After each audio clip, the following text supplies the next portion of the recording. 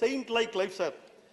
To commemorate his centenary recall and considering the legacy, magnanimity, and simplicity of our beloved Raja, His Highness Raja Sir Rajagopala Dondaman Bagadur, I request the Union Government to release a commemorate postal stamp recognizing his service to the unity of our nation, sir. Thank you. Shri ईराना Kadadi. धन्यवाद सभापति महोदय, आपने मुझे बोलने की अनुमति दी। बेलगावी हवाई अड्डे का निर्माण 1942 में रॉयल एयरफोर्स द्वारा किया गया था। 2018 में उड़ान 3 के अंतर्गत बेलगावी को 13 शहरों से जोड़ने के लिए 5 एयरलाइंस को चिन्हित किया गया था, जो इस योजना के तहत एक हवाई अड्डे को आवंटित उच्चतम हवाई मार्ग है। दिसंबर 2022 तक बेलगावी से दिल्ली, मुंबई, बेंगलुरु, अहमदाबाद, हैदराबाद, चेन्नई, इंदौर, नागपुर, नासिक, उदयपुर, जोधपुर, तिरुपति, पुणे, खड़प्पा, मैसूर और सूरत से जुड़ा हुआ था। बेलगावी में उड़ान योजना के लागू होने से पहले हवाई अड्डे से प्रति वर्ष 74,041 यात्री मार्ग के साथ 1176 उड़ानों चलती थी। उड़ान योजना शुरू होने के बाद हवाई अड्डे ने 231 और 22 में 2,80,000 यात्रियों के साथ 6,470 उड़ानों का संचालन किया। बेलगावी हवाई अड्डे को अंडर सर्व्ड एयरपोर्ट के श्रेणी में केंद्रीय नागरिक उड्डयन मंत्रालय द्वारा उड़ान अवार्ड चैंपियन ऑफ उड़ान से सम्मानित भी किया गया था। बेलगावी हवाई अड्डे को उड़ान योजना के अंतर्गत दिए जाने वाली सहायता की अवधि 3 वर्ष की है, जो 2023 में समाप्त हो जाएगी। सहायता न मिलने के कारण वर्तमान में कोई एयरलाइंस अपनी सेवाओं को बंद कर सकते हैं, जिसमें कुछ एयरलाइंस ने बंद भी कर दी है, जैसे अलायंस एयर की पुणे की फ्लाइट। इसके अतिरिक्त कुछ और वजह से स्पाइस जेट दिल्ली की मुंबई, हैदराबाद, बेंगलुरु की फ्लाइट, ट्रू जेट की तिरुपति, कड़प्पा, मैसूर, हैदराबाद की फ्लाइट, इंडिगो की चेन्नई की फ्लाइट, स्टार एयर की नासिक की फ्लाइट, दिल्ली तक चलने वाली फ्लाइट नॉन उड़ान रूट के अंतर्गत थी। दिल्ली वाली फ्लाइट का पैसेंजर लोड प्रतिदिन लगभग 280 यात्रियों आना और जाना मिलकर था। उसके बाद भी इस फ्लाइट को बंद कर दिया गया और बंद किए सभी रूट के पैसेंजर लोड काफी बेहतर था। बेलगावी कर्नाटक का दूसरा सबसे बड़ा जिला है।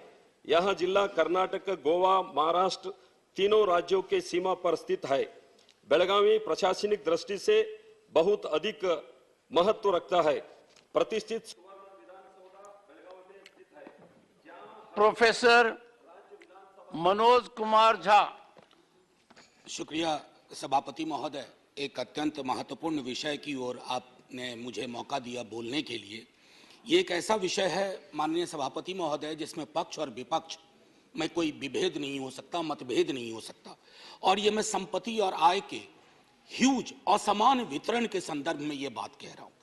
माननीय सभापति महोदय, कई हमारे मित्रों ने भी चर्चा की और मुझे खुशी है इस बात की माननीय वित्त मंत्री साहिबा भी हमारे समक्ष हैं।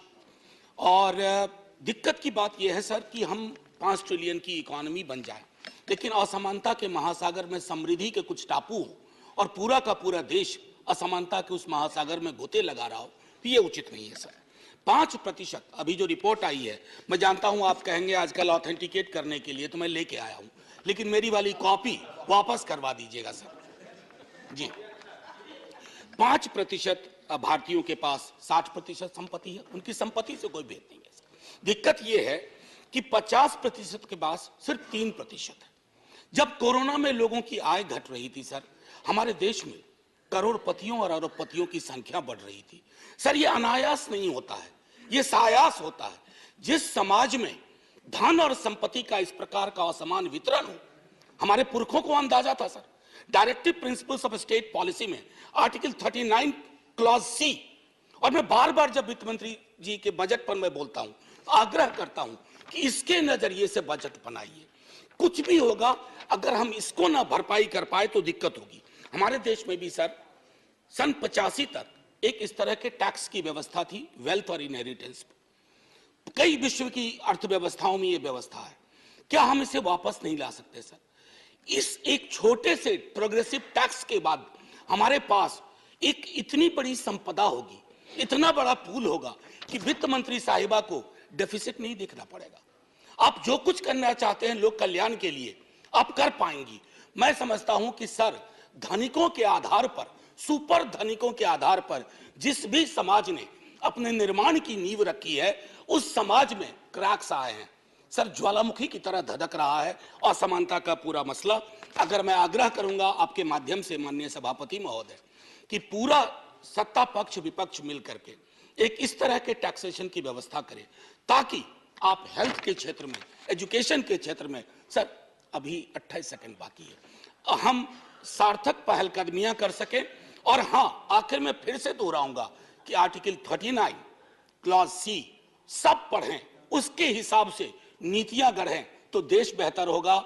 और अमृत काल में सचमुच अमृत सबके हिस्से में आएगा, ना सिर्फ कुछ के हिस्से में सिमट के रह जाएगा। शुक्रिया सर, जय Hind. If the professor can conclude in 2 minutes, there is no harm. Why take 3 minutes?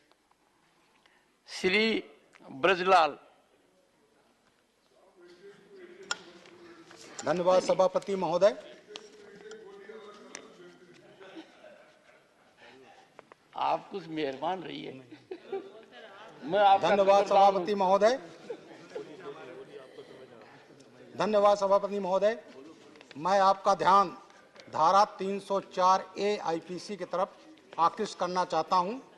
जो एक्सीडेंट होता है, मृत्यु होती है, तो उसमें ये लिखा जाता है। महोदय, 2021 का जो आंकड़ा है, उसमें पूरे देश में 4 लाख एक्सीडेंट हुए, 1,55,000 लोग एक्सीडेंट में मारे गए, और इसमें 68% जो संख्या है वो 18 से 45 वर्ष के लोगों की है, जो लाइफ का प्राइम एज होता है, देश के प्रोडक्टिविटी में काम आता है। महोदय, जो घायल हुए हैं उनकी संख्या 3.7 लाख है। हत्या में इस देश में जो 2021 में हत्याएं हुई हैं, जिसमें लोग 30,000 लोग मारे गए, तो एक्सीडेंट में जो मारे गए हैं उनकी संख्या मर्डर से 5.17 गुना है। ये बड़ा अलार्मिंग है महोदय। एक्सीडेंट में जो मुकदमे कायम होते हैं उसमें सजा है 2 साल की, और वो थाने से अवेलेबल है। चाहे कोई एक्सीडेंट करके फुटपाथ पर सोते हुए मजदूरों को दबा दे, किसी को झोपड़ी में घुसा दे, तब भी सजा महोदय मात्र 2 साल की है। और जो एक्सीडेंट होते हैं उसमें 85.4% एक्सीडेंट ओवर स्पीडिंग से होते हैं। महोदय, मेरा ये कहना है कि अंग्रेजों के ज़माने का कानून था, गाड़ी उन्हीं के पास होती थी, वही चलाते हैं, और आज भी जो है बड़ा वर्ग है उसी के पास है, तो थाने से ही अवेलेबल हो जाए, एक दिन भी जेल नहीं जाएगा। मेरा आपसे अनुरोध ये है कि धारा 304 ए है, उसमें अमेंडमेंट करके एक धारा जोड़ा जाए 304 ए। अगर एक्सीडेंट कोई शराब के नशे में करता है, ड्रग्स में करता है, जॉय राइडिंग में करता है, इलेक्ट्रॉनिक उपकरणों का प्रयोग करता है, तो उसकी जिम्मेदारी ज़्यादा बनती है, उसमें सजा का प्राविधान भी ज़्यादा होना चाहिए, और उसमें फाइन भी ज़्यादा होना चाहिए, जो मृतक के परिवार को दिया जा सके। इसलिए मेरा अनुरोध है महोदय कि ये 304 ए में कम से कम 7 साल की सजा होनी चाहिए, जुर्माना ज़्यादा होना चाहिए, और वो जुर्माना जो मृतक का परिवार है उसको दिया जाना चाहिए। यही मेरा कहना है महोदय। जय Hind. Doctor Amar Patnaik. Thank you, Chairman, sir, for giving me this opportunity. Sir, as per the latest report of TRI, that is 31st July 2022, the overall tele density of Orissa is 75.23%, which is within the bottom 5 states of India. Even the Northeast has higher tele-density at 77.98% and Jammu and Kashmir at 88.18%. The national average is 85.11%. So you can imagine the kind of service, the denial of digital services to the people staying in this region. Now within this, the rural tele-density is only 62.73%, internet density is 34.51%. All these statistics give one particular picture clear that the rural people of Orissa have no benefit from the extension of digital revolution in the country. The KBK region, sir, this has 7 aspirational districts. Now, in this region, sir, 10,000 villages have no internet connectivity, no tele-density, sir. 6,278 villages are still without mobile access or connectivity, sir. Now, wherever there is a internet connectivity, the signal is so weak that they have to either climb up to a house, and if they don't have a house because it's in Malkangiri and areas, they have to climb up a tree, sir. Now, in this kind of a scenario, sir, it was envisaged to install towers, mobile towers, and there was a proposal for it. The proposal is LWU Phase 2, Reliance Jio was supposed to install 483 towers. Aspirational districts projects, 2,379 towers. 4G saturation project, 1,572 towers, and similar such proposals. But there is no timeline given for completion of these projects. When will they be completed? Similarly, sir, the BharatNet project, sir. Now this, the government of Orissa had asked for approximately rupees 327 crore under the special assistance for increasing utilization of BharatNet Phase 2 in the state. These funds have also not been released. So what concerns me is, so the budget, the center's current recent budget estimates is 26% less than the previous budget estimate of last year and 37% less than the revised estimates. In such a scenario, sir, I shudder to think how this entire project will be completed and digital connectivity in the remotest part of Orissa, particularly the rural left-wing extremist affected areas, will be completed. So through you, sir, I urge the government to have a concerted effort in completing this project and ensuring that tele-density and internet connectivity increases in the rural part of Orissa. Thank you so much, sir. Dr. Fozia Khan. Thank you very much, Chairman, sir. Sir, as per the data revealed by Sabha, India Institute of Tropical Meteorology, IITM, the air quality of cities like Mumbai and Pune have dropped to poor and very poor levels, sir. So this is the result of the northeasterly and the easterly wind flow, which carries pollutants and moisture with it. The pollutants which flow from the Indo-Gangetic Basin and central India, combined with constant drop in temperature and the cloudy weather throughout the day, have rendered these pollutants to stay within the vicinity of humans, blocking their escape to higher levels in the atmosphere, sir. So usually when temperatures are high, humidity is less and there is dry weather with greater particle suspension. These pollutants are responsible for the falling of the PM 2.5 concentration to 317 micrograms per cubic meter in Pune and 313 micrograms per cubic meter in Mumbai, when the maximum possible limit is 60 micrograms per cubic meter, sir. A more or less similar situation is there throughout the state concerning these affairs. Additionally, it has left the doctors worried about a hike in cases of upper respiratory tract infections, bronchial asthma, and heart issues, sir. These pollutants could either be from dust or pollen or from vehicular emissions. Sir, although at present it's not in the hands of humans to alter the structure of winds and the climate, a robust mechanism to combat factors that lead to air pollution must be raised, sir, and the health infrastructure for this needs to be maintained to address such issues, so that people affected, especially the senior citizens, sir, can avail themselves of the benefit of the same. At the end, I will only say, sir, be a part of the solution and not part of the pollution. Thank you, sir. Srimati J.B. Mathur Isham. Sir, I'm deeply obliged by the opportunity. I would like to draw your kind attention to the impending crisis faced by the paddy farmers in Kerala. So the paddy farmers in Kerala, the state corporation had procured 482 crores worth of paddy, but unfortunately only 45 crores have been paid to them. 437 crores is pending with them. And why this happened? Because about 580 crores is pending from the government, union government to the state, and 460 crore from the state government. So the farmers, if the paddy farmers are not provided with the money which they are rightfully due, it is pushing them towards the wall, and it is very, very unfortunate that the payment is not being paid. So all I'm asking for is that the union government should make the payment which is due of about 580 crores, sir. I'm not asking for 21,370 crores from State Bank of India, sir.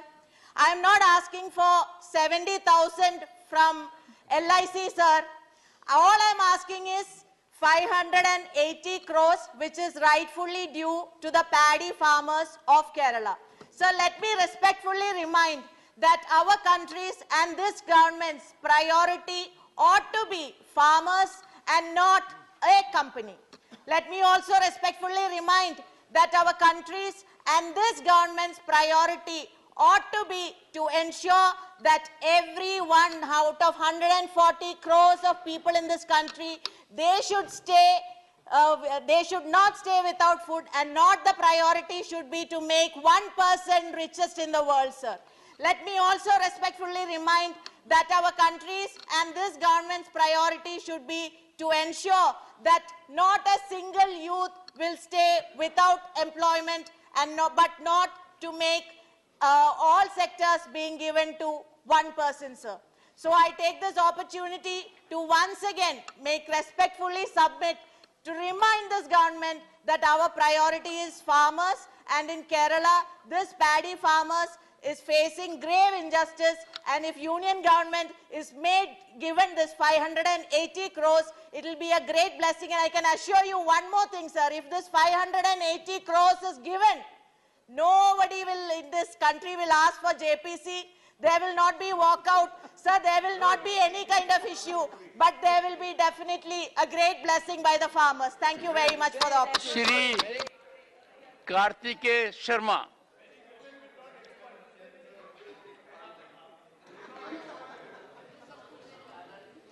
Thank you, Honorable Chairman, sir. I want to bring to the attention the need to ensure protection of all rights of patients from the arbitrariness of private hospitals.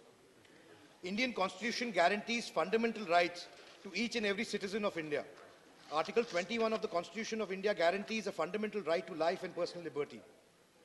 The Constitution of India does not expressly recognize the right to health as a fundamental right under Part 3 of the Constitution. However, through judicial interpretation, this has been read into the fundamental rights to life and personal liberty, Article 21, and is now considered an inseparable part of the right to life. The right to health is inherent to life with dignity.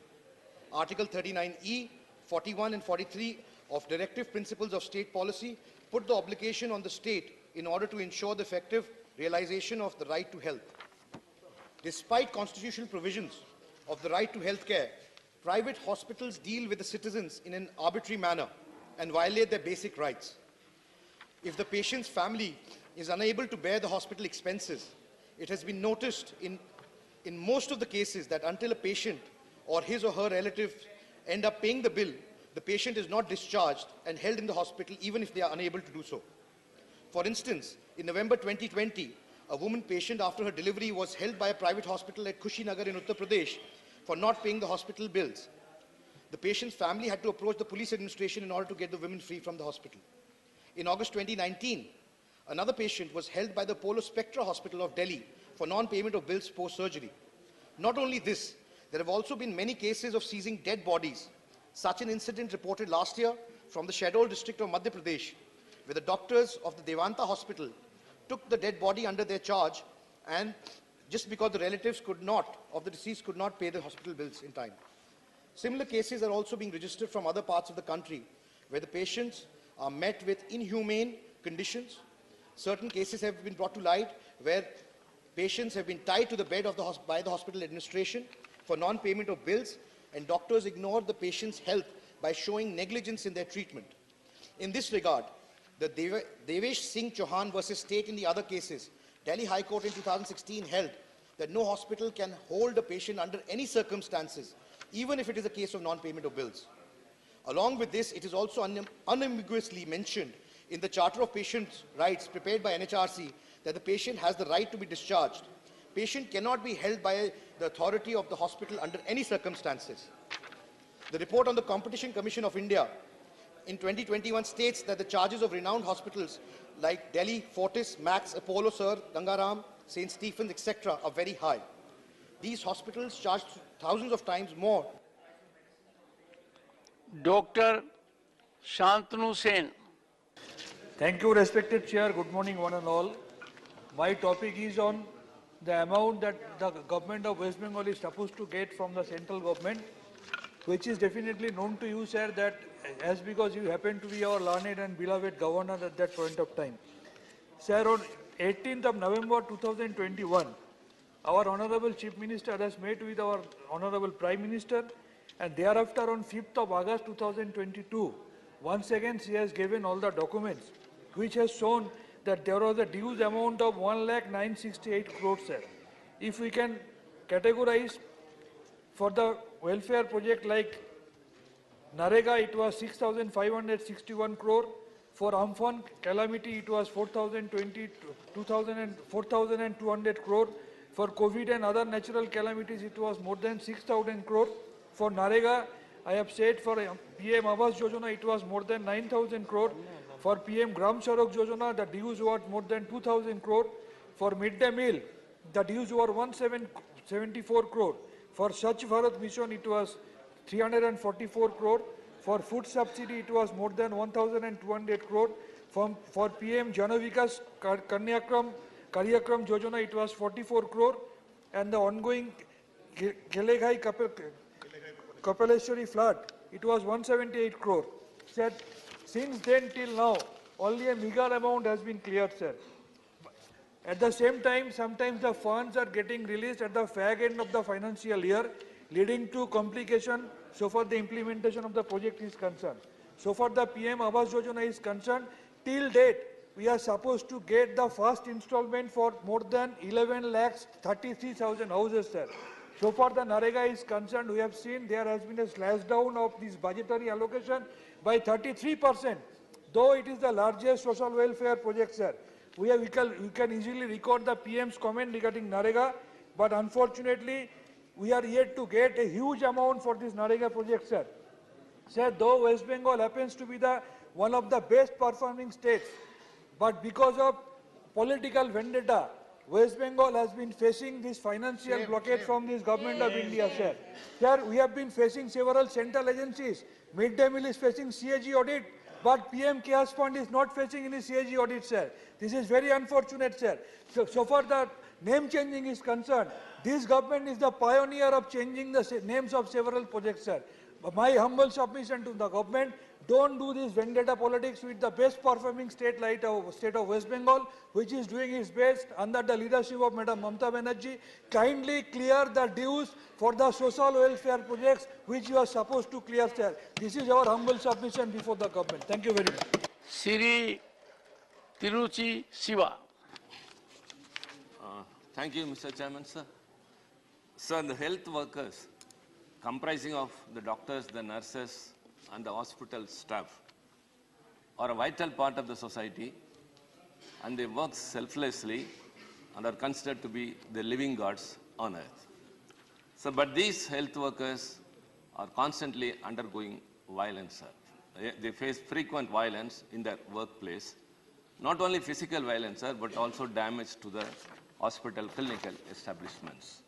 Sir, according to a survey conducted by the Indian Medical Association, 75% of doctors surveyed had suffered at least one form of physical violence in their entire career. And most of them are done by the family of the patients. Sir, several factors contribute to violence against healthcare workers, including infrastructural gaps, weak security apparatus in clinical establishments, delayed response by law enforcement agencies, insufficient facilities of counseling attendance, unregulated entry of trespassers, lack of stringent legal provisions, and overburdened doctors. Sir, an amendment was made in the year 2020 in the Epidemic Diseases Act. Despite that, sir, the intensity is increasing day by day. Sir, the amendment merely safeguards also only violence against the situation during an epidemic situation. Sir, I urge the government, it should proactively work towards ensuring a safe environment for the health workers. Sir, it has to consider adding norms for hospitals to have security measures, including CCTVs and well-defined restrictions on the entry of visitors, and must also include cyber trolling. Additionally, sir, these offences should be made as non-bailable. At present, sir, these cases are dealt only by very lenient IPC sections. Sir, before the punishment is given, everything gets lapsed. Sir, 21 states and union territories already have a law in place, but we need a law at the union level, sir, to have a uniformity. Sir, the increasing frequency of cases is not only detrimental to them, sir, but of course, it shatters the edifice on which a doctor-patient relationship results, which is their faith. Sir, their dedicated involvement may also get disturbed. So taking all these into consideration, sir, the government, I urge again, ought to introduce a legislation in their favor that will instill the long-lost confidence in the minds of the medical fraternity. Thank you very much. Shri Rajendra Gehlot.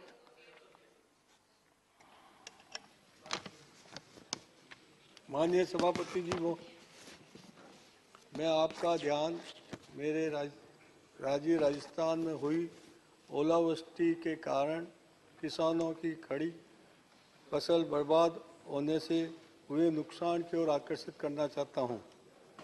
Rajasthan में ओलावृष्टि से सबसे बड़ी मार किसानों पे पड़ी है। जनवरी माह के अंत में राजस्थान में हुई भारी ओलावृष्टि और बरसात के कारण लगभग 14 जिलों में करीब 15 लाख हेक्टेयर खेती खराब हो गई है, जबकि 109 लाख हेक्टेयर में हुई फसल प्रभावित हुई है। 65% फसल बर्बाद हो चुकी है। इसका किसानों की आजीविका अर्थव्यवस्था पर गहरा प्रभाव पड़ा है। महोदय, राजस्थान सरकार को बार-बार मांग करने के बाद भी इस फसल का जो आंकलन करके किसानों की मदद करनी चाहिए थी, वो मदद नहीं कर पा रही है। इसलिए मैं कृषि व किसान कल्याण मंत्री से आग्रह करूंगा कि इस मामले में संज्ञान लेते हुए किसानों पर आई हुई इस आपदा और प्राथमिकता देते हुए राजस्थान के किसानों को नुकसान का आकलन अतिशीघ्र करवा कर किसान फसल बीमा योजना के अंतर्गत मुआवजा वितरण अतिशीघ्र करवाने की व्यवस्था करें, जिसे आपदा से त्रस्त किसानों को राहत मिल सके। धन्यवाद। Dr. V. Sivadasan. Respected Chair, I would like to share the burning issues of agriculture workers in our country. So, highest workers in India is in agriculture sector. So, Mahatma Gandhi told us India is living in villages. But, sir, what is the condition of our agriculture workers in our country? They are not getting proper wages. They don't have enough employment in their village. Why it is happening, sir? Sir, the wage of agriculture workers, the average wage or per day wage is below than the price of the 1 liter petrol, sir. So it should be addressed. Sir, here Union government is not ready to provide any financial assistance for the upliftment of the agricultural workers in our country. Here, some states, like Kerala, they are introducing some welfare measures for agriculture workers. The agriculture pension is there. Agriculture pension is there in Kerala. There, 1,600 rupees is a per month pension for agriculture workers. So why it is not implemented in Uttar Pradesh? Why it is not in Gujarat? So agriculture workers pension, the government, union government should take the initiative for implement agriculture workers pension. The agriculture workers welfare scheme, what is the condition all over India, the welfare schemes?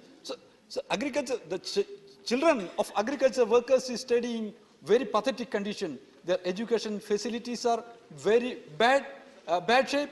Their health facilities in villages are very bad shape. So agriculture, for the upliftment of the agriculture workers sector, the intervention of the government, union government is very necessary. Mahatma Gandhi Gramin employment scheme, guarantee scheme, what is the condition now, MGNREG?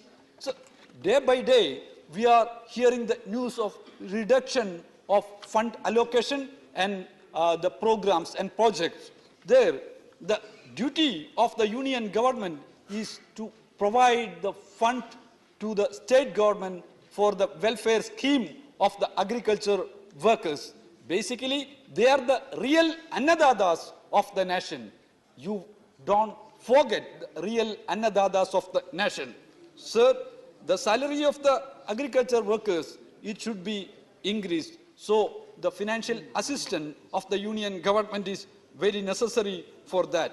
In education sector, so children of agriculture workers in studying in villages without pakka building. So government should provide special scheme for agriculture workers' children.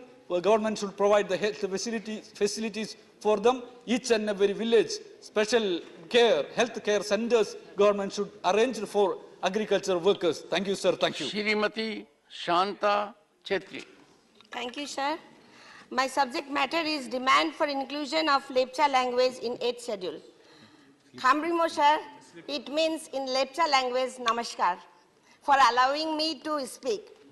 I would like to draw the kind attention of this august house that Lepcha is a Himalayas language spoken by Lepcha people in Sikkim, parts of West Bengal in Darjeeling and Kalimpong. The United Nations National Scientific and Cultural Organization, UNESCO, lists Lepcha as an endangered language. The Lepcha language is spoken in Sikkim and Darjeeling and Kalimpong district in West Bengal. Sir, the 1991 Indian census counted 39,342 speakers of Lepcha. Lepcha is considered to be one of the indigenous languages of the area in which it is spoken. Lepcha people have their own indigenous script. I humbly urge the august house to draw the kind attention of the Honorable Prime Minister to include the long pending demand of Lepcha people to include their language in 8th schedule. This will ensure the preservation and growth of the rich language. Toksimo, sir, that means thank you. Dr. Dharamistal Virender Hegde. Honorable Speaker, sir, thank you for this opportunity. India is a country of villages and has the traditional medicine system Ayurveda. People across the country are following traditional Indian medical system of Ayush. Ayurveda is called the science of life, plays an important role in maintaining physical well-being and resisting diseases. The government should launch health awareness campaigns to promote physical activity, walking, and encourage people not to follow a sedentary lifestyle. Use of plants as a source of medicine has been an ancient practice and is an important component of the healthcare system in India. In India, about 70% of the rural population depends on Indian traditional Ayurveda system of medicine. Most healers or practitioners of the traditional system of medicine prepare formulations by their own receipts and dispense to the patients, improving the information and services provided in local pharmacies that are the primary source of treatment for many ailments in rural areas might serve as an effective substitute for allowing unregulated use of conventional medical treatment.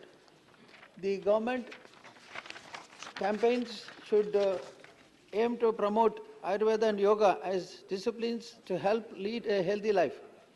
The government should launch a scheme in rural areas to popularize Ayush-based lifestyles, which are promoted through behavioral change in communication, training of village health workers towards identification and use of local medicinal plants, and provisions of Ayush health services. What are the measures taken by the Ministry of Ayush for further propagating the natural medical system, especially in rural areas of the country? Whether the government has prepared and distributing authentic publicity material on Ayurveda and Yoga, including new media, internet, multimedia, print media and digital media campaigns, and setting up platforms for the same. There is a need to revisit the state policies to further strengthen the traditional healthcare systems in the country. In view of the rising demand for Ayush modalities and therapeutics, the limitations of statutory regulations towards Ayush system need to be relooked. The Ministry of Ayush should devise mechanisms for centralized data collection and real-time monitoring with the states and UTS. It is evident that the Ayush system has a countrywide network and is playing a very important role in the mitigation of diseases with low cost. Ayush preventive measures play a vitally important role in maintaining the well-being of people. Various treatment modalities support the existing standard treatment protocols. Even some other countries are attracted towards this, and I wish that there is attention will be paid to this. Siri P. Wilson. Chairman, sir, I raised to bring to the kind attention of this august House the issue relating to the abolition of toll plazas on national highways across the country. Sir, I made a special mention in this august House requesting the abolition of toll plazas across the country and collect a one-time fee at the time of registration of the vehicles, and to ensure that the right to travel, which is a fundamental right, is accessible and available to all. On 15/11/2022, I received a response from the Honorable Union Minister of Road Transport and Highways in which he assured that in respect of the public-funded project, the fee leviable would be reduced to 40% of the user fee, which means 60% of the fees alone will be collected in these toll plazas. Sir, I am thankful to the Honorable Union Minister. However, I would like to place on record that this has not yet been implemented till today, thereby causing hardships, financial burdens to the peoples who have no choice but to use the toll roads and shell out huge money while crossing the toll plazas. Especially those living adjacent to the toll roads have to use the roads every day, and despite monthly passes available, it is still expensive for the common man. Sir, in Tamil Nadu, I can give two examples where even after realization of the investment, they are collecting even for 15 years. They are Paranur and Athur on Tambaram, Dindivanam, NH 45, and Nemili and Chenna Samudram on Punumali Valajapat, NH 4.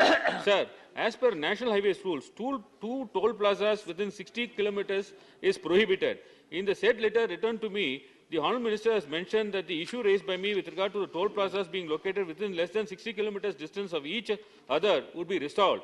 However, in Tamil Nadu, out of 48 toll plazas located, as per National Highways rules, there could be only 16 toll plazas. Thus, there is an excess of 32 toll plazas. In fact, National Highways Authority of India itself has identified 22 toll gates located within 60 kilometers of adjacent plazas on 13 national highways in Tamil Nadu.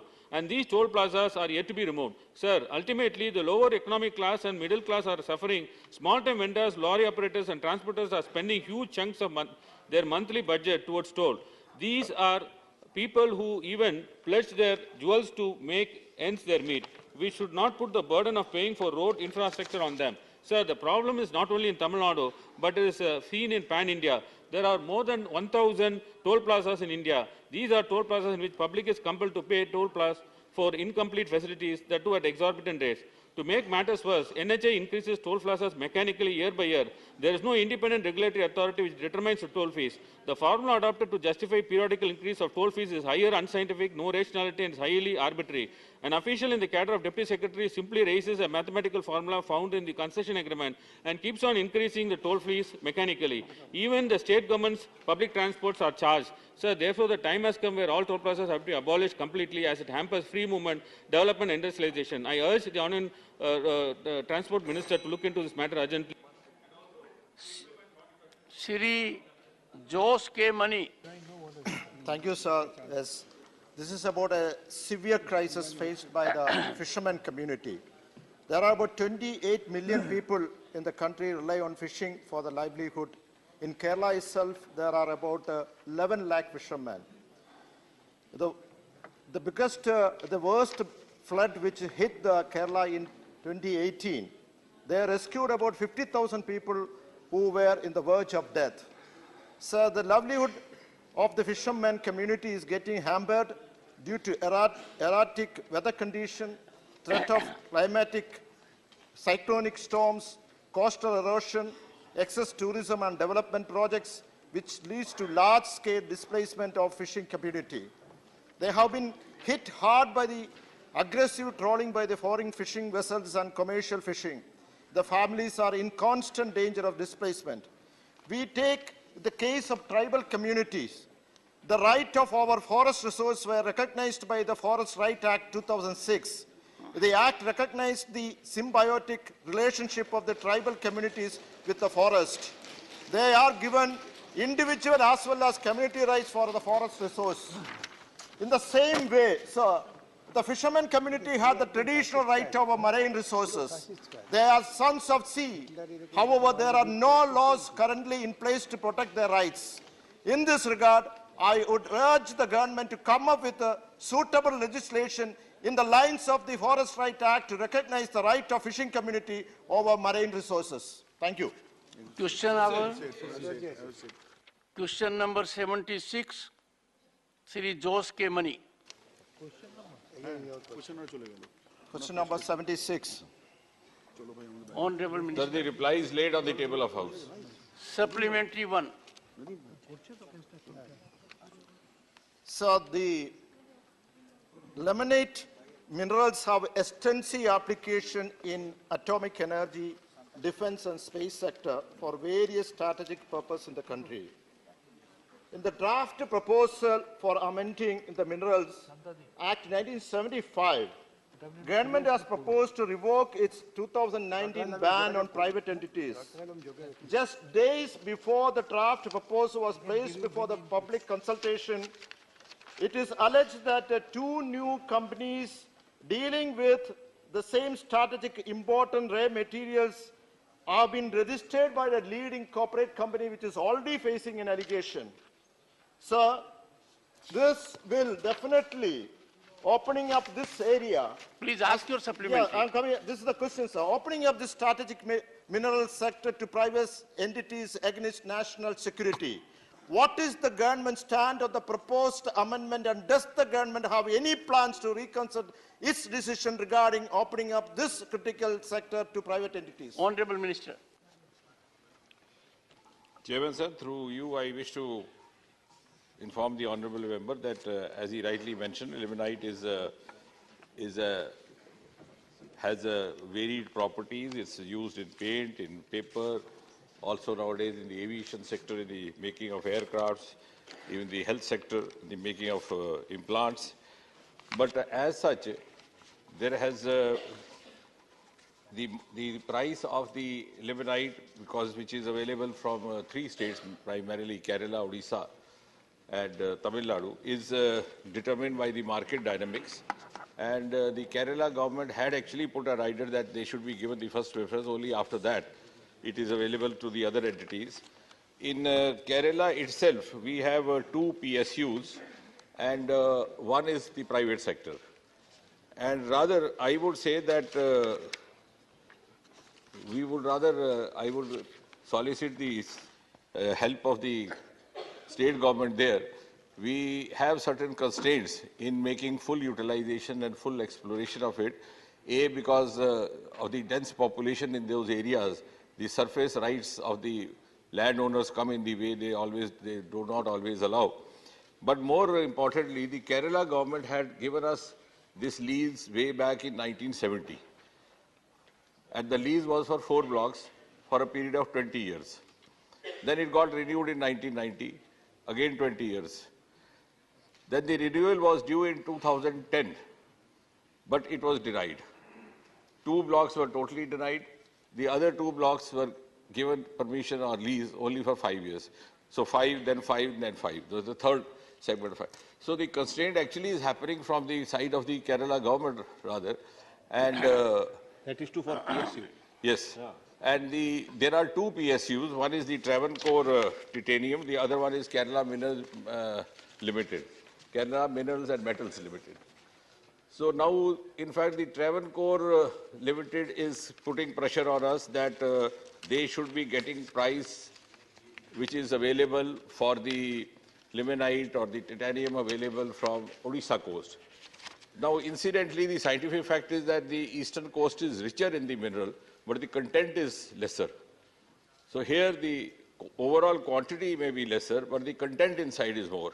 And therefore, the price is not effective or manageable. So I think that is the reason. In fact, the constraint on the functioning of the IREL is coming more from the preferences which have been put forward by the state government rather than IREL per se.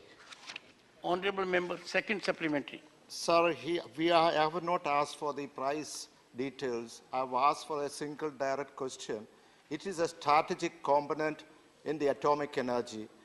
Whether the government is planning to lift the ban which is on the private entities.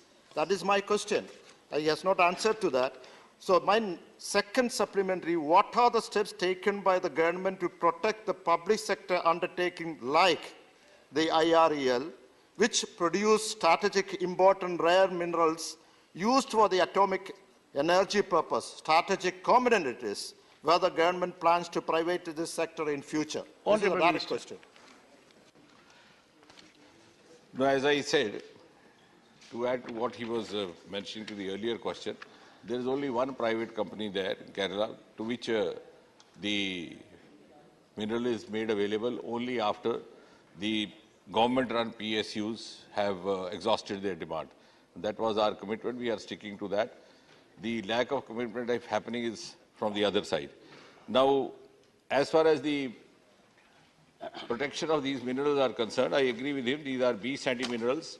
And we are, in fact, equally careful, cautious about this because out of these 7 beach minerals, one is monazite, which is also a source of thorium.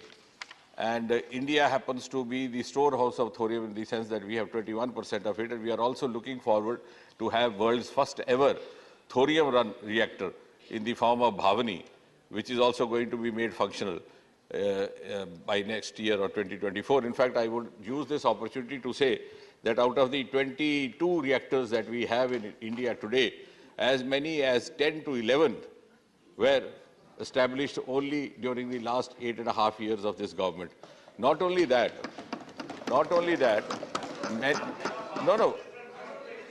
yes, but I can add to, yes, I am adding to the answer.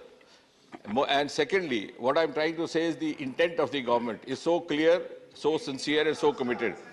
The irony, sir, is that the first ever agreement for a reactor establishment was done way back in 1988. If you go back in the history, that was Kandakalam. But the construction work, and then construction work started in 2011. 2001. And till then, it had not been made functional. It was only after this government came, within 6 months, in November 2014, we made the first unit functional. Now the 4 units are already functional. So I think we are moving on a fast track, trying to make up for the lapse or the time slag of the past governments, also living up to the commitment and the national interest. We have, in fact, fortified our means and our mechanism of guarding these metals. As you were saying, referring to your question, we are not only now using the radiation methods or the or the radio checkpost, we are now also using space technology to detect any pilferage of these minerals happening. Dr. Fozia Khan. Dr. Fozia Khan. Unanswered question. No answer. Sir, since the Honorable Prime Minister is here, I would like to take liberty to ask a question about something which is near my neighboring district. There's एक भारत की पहली LIGO laser interferometry gravitational wave laboratory है जो हमारे औंढा नागनाथ के दुधाला गांव में एस्टैब्लिश की जा रही है और उस ऑब्जर्वेटरी का विशेषता ये है कि ये दुनिया में तीसरी लेबोरेटरी है। ये इससे पहले दो जो है अमेरिका के बाहर है, मौजूदा हैंसफोर्ड वॉशिंगटन में और लिविंगस्टन ल्यूजियाना में स्थित है। सर 100 करोड़ रुपए ऑलरेडी इस पर स्पेंड हो गए हैं। मेरी विनंती है कि अगर ये काम हम इस G20 के वर्ष में करते हैं तो बहुत बड़ा काम हो सकता है हमारे हिंदुस्तान के लिए। ये एक बहुत फेदर इन द कैप हो सकता है। 100 करोड़ स्पेंड हो गए हैं, 1200 करोड़ इसमें लगने वाले हैं। क्या माननीय प्रधानमंत्री इस विशेष प्रयोगशाला के लिए आगे काम बढ़ाएंगे? Honorable Minister. The question of the honourable member refers to one specific laboratory. I think we'll get the update and furnish it to her because it's not directly related to the department of the question. Sri V. Vijay Reddy. Sir, thank you for the opportunity, sir. I'm very happy that Honorable Prime Minister is present. Sir, now that Honorable Minister has agreed that there is a private sector... Sir, your question. That's sir. Honorable Minister has stated in this August House that the private sector is allowed in the mining of sand minerals. Sir, since the government is allowing the private entities to engage the mining beach sand minerals like limonite sand, which are considered to be one among the 7 which are very important, the Honorable Minister has said, sir, strategic rare earth minerals. How does the government of India intend to regulate this industry, because private sector is there, so that it does not lead to unfair practices? Honorable Minister. Thank you, Chairman, sir. I think the concern of the honourable member is well taken, but he would also appreciate that if you go by the sequence of events of the last 7, 8 years or 9 years, there has been considerable improvement. There was a time around 2013-12 when most of the newspapers published from Chennai had every fortnight one or the other news reported about some smuggling happening over there. Because the irony is that out of these 7 minerals, some of the private parties would secure a license to dig out granite for building purposes. But in the garb of that, they would also take out monazite, which is actually required for the thorium, for uranium-233, and therefore for the nuclear reactors. But after this government came in, we have supplemented not only the existing safeguards, but as I said, even we have now started using the other means like space technology, because through space technology, through satellite imaging, you can determine the different shades of the minerals, and any suspicious activity happening there can be detected. Thirdly, I would also again, coming back to what I was saying in response to the first question, the law and order also pertains to the state government. So we are repeatedly requesting the concerned state governments to be more cooperative, because the police deployment and the other features are under their control. But we are very cautious about it, and regardless of whether it is a private party or a public sector unit, I think the caution remains the same. Sri Ilamaram Karim. Thank you, sir. The strategically important rare earths are available at seashore. Kerala seashore, as you said, it is thickly populated. Whether government has conducted any ecological study, what will be the impact of private concerns mining at the seashore? Whether government has conducted any study? If yes, will you provide a copy to members? If not, before giving permission to private hands for mining, a proper study on ecological impact should be conducted. Honorable Minister. No, I think the honourable member's concern is well taken, but I would like to share with him that this is something which is been there right from the beginning. And we have something called Atomic Energy Regulatory Board, which is the overall umbrella under the aegis of which the IREL also functions. So not only this, even in other issues like this, which require to be guarded or to be monitored, I think the due exercise is done. And wherever the mining is done, in fact, I would rather solicit the support of the cooperation of the public representatives, because some of the places we get undue apprehensions being created in the public mind when we undertake a project. Like, for example, we have a huge source of uranium in northeastern state of Meghalaya, which got stuck up. In Rawalbhata, we were about to put up a plant which has been stuck up for the last 2-3 years or so. And therefore, all the due caution is taken wherever this mining is done or even the reactor is set up. But it's only the apprehension which happens. Sometimes somebody says that there will be now epidemic of cancers happening or something like that. Though we have provided them studies to the contrary, we did a small in-house survey to see how many scientists working in Bhava Atomic Center died of cancer due to radiations. And you would be surprised, we found none. There were only 2 or 3 unnatural deaths happening and 1 or 2 cancers which were not related to radiation. So I think it's a responsibility of all of us to allay these fears. In some of the foreign countries now, the mining and the reactors are being established even in the residential colonies or in their close vicinity. Shri, question number 77, Shri Mohammad Nadimul Haq. Question number 77. Sir, a statement is laid on the table of the House. Supplementary one. Sir, the Comptroller and Auditor General of India has pulled up the Ministry of External Affairs for revenue losses and improper financial management in a recently released audit report.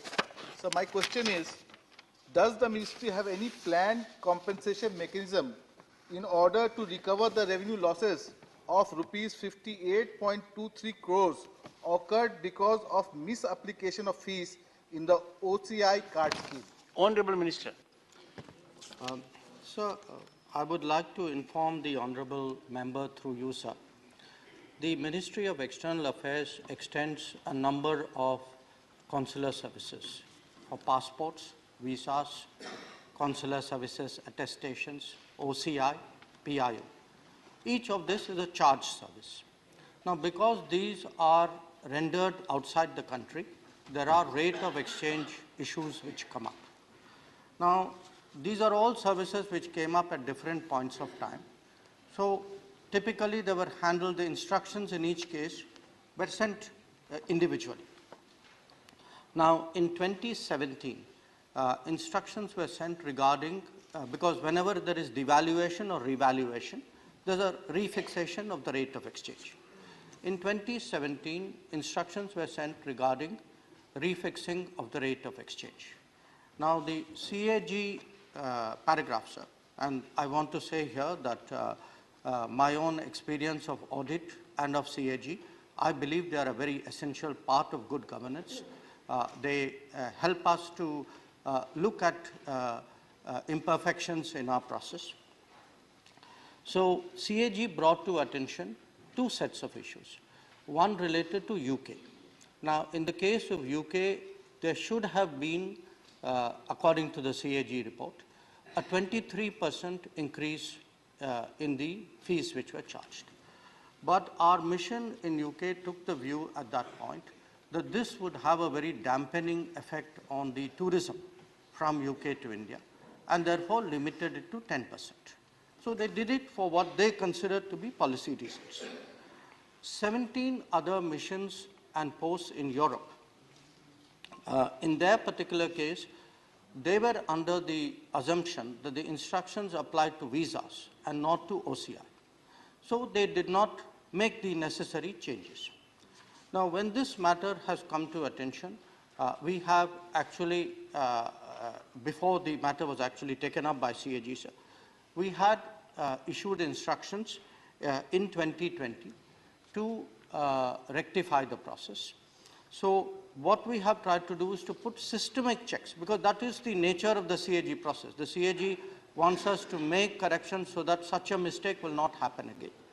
So we have instituted quarterly reporting, which is monitored through the e-Samiksha process, so that the rate of exchange on all services is monitored quarterly. Every month, the head of the consular wing is also required to report to the head of mission or head of post. And there's a mandatory revision every April, so that whatever happens, it is not slipped up due to bureaucratic delay. And there's a unified rate of all services, so that this kind of situation will not occur. Supplementary 2. Sir, there has been setting up of Indian cultural centers abroad. In Washington, D.C., at a cost of $5.75 million in 2013, a center was taken up, and in Paris in 2011, it was taken up, which is now encroached. Sir, in the answer, it has been given that these properties have faced certain challenges in preparing them for their intended use. Your question. So my question is, sir, what is the plan of action and why such a casual answer has been given? Honorable Minister. Sir. Honorable Member, Sir. The answer was very comprehensive. I'm sure you'll take note of it. And if there is an issue, you may discuss with the Honorable Minister at mutual convenience. Honorable Minister. Honorable Minister, please. No, please. Honorable Minister. Sir. Sir, in the case of the property in Washington, it was acquired in 2013. Now, in the case of the property in Paris, it was acquired in 2011. Now, typically, and they were acquired for the purpose of cultural centers. Now, typically, sir, when properties are acquired, not built greenfield, they need to be modified for use. And that is the information which I was trying to convey to the honorable member through my answer, that there was a modification required to make it ready for use. Now, in the case of the Washington property, sir, what happened was, after the acquisition of the property, a certain set of issues came up while the matter was being processed. There were waterproofing issues, there were asbestos concerns, there was conservation work which was recommended by the architect we were looking at. And in all of this, we also faced a problem that the general financial rules of the Government of India was at variance with American practice. For example, our rules require us to take earnest money deposit, to seek a performance guarantee bond, to seek retention money, and these are not American practices. So by the time we resolved this, we actually had two issues then which came up. One, the Americans made us an offer of additional land in Washington, D.C. So then this raised a question whether we should go ahead with this project or whether we should be looking at the new land offer, which we got in 2019. The second issue was COVID, because of COVID, everything was at standstill for 2.5 years. So I would like to assure the member that since we have a property, we are giving instructions for its usage by the embassy so that a government asset is not rendered infructuous. Now, regarding the property in Paris, sir, we had, again, some very peculiarly French problems. One was the tendering practices in France are very different from ours. They do not allow a general contractor who has overall supervision. So they insisted that the tender had to be split up into 15 packages, which were awarded to 10 different companies. Now, it was unfortunately, sir, a problem that one of the companies, which was in charge of structures, partitions, ceiling, and facade, went bankrupt. Now, in our country, by our procedures, we could have awarded that work to another contractor. In the French system, sir, till the liquidation was done, and the court of liquidation appointed another company to do that work, and that company then raised the price. We had to follow the French practices. So, but I would like to assure the honorable member, sir, that this project is 95% done. There are challenges when we work abroad and we have to reconcile their practices with our rules. I think we have tried to do our best under these circumstances. And I'm sure when the CAG paragraph is examined, including by the PAC, these will be issues which will be presented. Shri Rakesh Sinha. सभापति महोदय, मैं माननीय मंत्री जी से जानना चाहता हूं कि आदरणीय प्रधानमंत्री जी ने एक बहुत महत्वपूर्ण बात कही है, India is the oldest home of democracy. यद्यपि हम प्राइमरी लेवल किताब में पढ़ते थे, लेकिन पहली बार भारतीय राज्य ने इसको असर्टिव तरीके से इस नैरेटिव को रखा है, क्योंकि जब हम देखते हैं यूएस में तो व्हाइट हाउस में लिखा रहता है कि our founders looked at the oldest democracy, that is Greece. So this is unsettling the entire civilizational discourse. तो क्या मंत्री जी बताएंगे कि ये जो हमारे कल्चरल सेंटर हैं वह विदेशों में डेमोक्रेसी के ऊपर डिस्कोर्स को महत्वपूर्ण विश्वविद्यालयों में जैसे हार्वर्ड हुआ, कैम्ब्रिज हुआ, शुरू करेगा? माननीय मंत्री जी। Sir, I would like to inform the honourable member through you that this matter has been discussed by us with the Indian Council of Cultural Relations. We have already initiated activities with various institutions abroad through our cultural centers to emphasize the message that India is the mother of democracy, that we have a pluralistic and consultative tradition which very few societies, if anybody at all, can match, and this is very much work in progress. Shri P. Bhattacharya ji. I would like to know, Honourable Minister, as you have said that in Paris and Washington, the Indian Cultural Center facing some sort of problems, etc. I would like to know from you, besides this Washington and Paris, how many other countries we have this type of cultural center and who are actively functioning of spreading the Indian culture in other part of the world? Honourable Minister. Sir, I do not have the exact number readily with me, but by memory, I would say we have about 45 designated cultural centers. But I would also like to inform the honourable member that today every embassy and every consulate of India undertakes cultural work. So even if there is not a separate autonomous cultural center, cultural activity is very much part of the diplomatic mandate. It is being pushed very vigorously, and we have again, sir, seen a very big change in the last decade, and that is something which is very noteworthy. Shrimati Seema Dwivedi.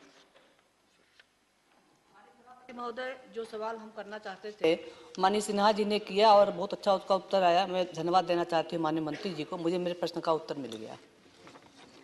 Question number 78, Shri Johar Sarkar. Honourable Minister. Statement is laid on the table of the House. First supplementary.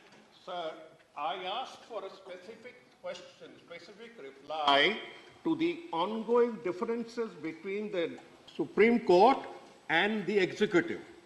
We as the legislature have the right to ask these questions, but what I get by way of reply is it requires consultation. Of course, we know it. And differences of opinion, if any, are mutually reconciled. So am I to understand that all differences are mutually reconciled? And in the same sentence, you have used the word that only the appropriate person is appointed as the judge. Please ask your supplementary. Sir, वही supplementary मैं पूछ रहा हूँ. Please. Do you consider Victoria Gowrie's appointment to be really an appropriate person, one who has been accused in public of casteist remarks, of remarks against minorities? Sir, I think we should have some decorum. An honourable judge who has been duly appointed through a process. I don't think we as honourable members here should be casting aspersions of this nature. Sir, I seek your indulgence. I ask because this is in the public domain. Everybody on earth knows that Victoria Gowrie's opinions have been challenged by the different majority. Honourable member. You cannot wish it away saying that this is not proper. Honourable member, please. The three wings of the state, legislature, executive and judiciary, they have to act in tandem and togetherness, and we must have mutual respect for them. All three ultimately have to get together to fructify our goals. When it comes to judiciary, with respect to which a judgment of the highest court has already come, I'm sure that issue should be kept away.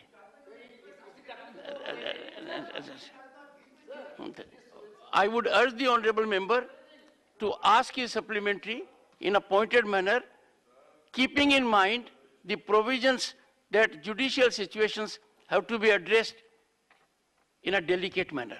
Please. With delicacy, I am saying. No, you are making reference, honorable member. Sir, I am saying. No, you are making reference to an individual who is not a member of the House. Sir, you are making reference on which the honorable president has issued a warrant this is a of appointment. thing known The Supreme all Court over has India, taken sir. already a view on that. Whatever be it, mistakes happen. Honorable Minister. Honorable Chairman, sir, you have very rightly made the observation that there are certain sensitive matters which we have to bear in mind when we speak in this August House. And the leader of the House also. You have been not called by the chairman to speak. Sir, the question the honorable member has raised, honorable member is a former senior bureaucrat, so I expect that he need not be told the rules and regulations and decorum. However, his question was very specific. He was asking about the conflict between judiciary and executive. Now, this is a vague kind of question. In a way, if there are differences in opinion, and that is very much part of the democracy. Within a family, within political parties, there are differences of opinion. So when there are differences of opinion, there are ways to make solutions to that also. So his question was not anything which he wanted to know from the government in terms of any figures, facts. Honorable member, second supplementary. The minister has not replied correctly. I asked for sharp points of difference, not conflict. So don't put words in my mouth. I asked for sharp points of difference. That has not been responded Honorable to. Minister. And sir, one more to this, that he has mentioned about 127 proposals of High Court judges that are lying vacant. When will they be taken up? Honorable 18 Minister. proposals have been rejected. Honorable Minister. Sir, while I am speaking in this House today, there are 210 vacancies in various high courts. In terms of the numbers of the vacancy, I can say that once the names are recommended by the collegium, 3 members collegium in the High Court, then it proceeds as per the laid down procedure in the memorandum of the procedure. Shri Sushil Modi. So, sir, these 210 names, he is asking about the vacancies. We have not received the proposal, so there's no question of any sharp differences. Shri Sushil Modi. सती महोदय, मैं माननीय मंत्री महोदय से जानना चाहता हूं कि ये बात सही कि 6 जनवरी 2023 को भारत सरकार ने चीफ जस्टिस ऑफ इंडिया को एक पत्र लिखा है और जिसमें यह आग्रह किया कि सर्च कम इवैल्यूएशन कमेटी में भारत सरकार का और राज्य सरकारों का प्रतिनिधि रखा जाए, जिसके द्वारा कॉलेजियम जो जजेस की नियुक्ति की जा सके। Honourable minister. और उसकी क्या स्थिति है? Honourable minister. सर, आपको इस चीज का विदित होगा कि 2015 में जब सुप्रीम कोर्ट का कॉन्स्टिट्यूशन बेंच ने इस हाउस के द्वारा पारित किया गया, यूनानिमसली जो पारित किया गया एनजेएसी और 99th कॉन्स्टिट्यूशन अमेंडमेंट एक्ट, दोनों को स्ट्राइक डाउन किया था, तो उसमें कुछ ऑब्जर्वेशंस किए थे और कुछ डायरेक्शंस दिए थे। उसी डायरेक्शन के मुताबिक और उस डायरेक्शन में क्लियरली लिखा है कि जो एग्जिस्टिंग एमओपी को सप्लीमेंट किया जाए, इम्प्रोवाइज किया जाए, और उसी में ये भी कहा गया कि सरकार को पहल करना चाहिए कॉलेजियम के साथ। उसको फॉलो करते हुए मैंने एक पत्र लिखा, लेकिन उस पत्र को कुछ समाचार और पत्र में या किसी एक फोरम में गलत तरीके से पेश किया गया, तो ये न्यूज़पेपर के आधार पर अगर हम लोग यहाँ बात करेंगे तो ये ठीक नहीं रहेगा sir. Shri Tiruchi Shiva. Thank you, Chairman, sir. Sir, my question is very simple but very important. Would the government consider the possibilities of introducing the reservation policy in the appointment of judges? Honorable Minister. Sir, as per the existing policy and provision, there is no reservation in the Indian judiciary. However, I have already reminded all the honorable judges, especially the collegium members, to keep in mind while recommending the names to include the members from backward communities, women, and other categories which are not represented adequately in the Indian judiciary. Shri KTS Tulsi. Honorable Chairman, sir, thank you very much for giving me this opportunity. It's an important issue, and I want to place before this House and before the Minister the statement made by Mr. B.R. Ambedkar with regard to the appointment of judges. It's very important. With this statement, Dr. Ambedkar says, with regard to the question of concurrence of the Chief Justice, it seems to me that those who advocate that proposition seem to rely implicitly both on impartiality of the Chief Justice and the soundness of his judgment. I personally feel no doubt that the Chief Justice is an eminent person. But after all, the Chief Justice is a man with all the failings, all the sentiments, and all the prejudices which we as common people have. And I think to allow the Chief Justice practically veto on the appointment of judges is to transfer the authority to the Chief Justice, which we are not prepared to do, which we are not prepared to veto. Then there is Justice Krishna Iyer, who Sir, has your question expressed now, himself. your question. So this is in public domain. Your question to the Honorable Minister. No, my second question, with regard to the same issue, is the quotation from Justice Krishna Iyer on the appointment of judges. And Justice Krishna Iyer says, there is no structure to hear the public in the process of selection. No principle is laid down. No investigation is made. And a sort of anarchy prevails. Is Honorable that right? Minister.